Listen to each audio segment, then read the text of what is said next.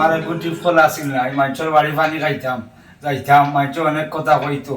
এখন আমি টিফল পাইছি, যার বা যারা রুচিল্লা যে বা আমারে দিছেন তারারে আল্লাহ নেকায়াতে বাঁচাইয়া রাখক, তারা মুদ্দারে সারারে বাঁচাইয়া রাখক। আর আমার মতন গরিব রে আরো তারা ফল দিয়া যেন আমার মতন মন খুশ করিয়া সারারে আমি ওখান নজবো করিয়ার, পানিও খাইয়ার নাইয়ার সব কিছু করিয়ার আমি যেন আমার ফল দেওয়া যে বা যারা সহযোগিতা করছেন, যে নিয়তে দিছেন আল্লাহ তারা নিয়ত খান পুরা করে দেবেন।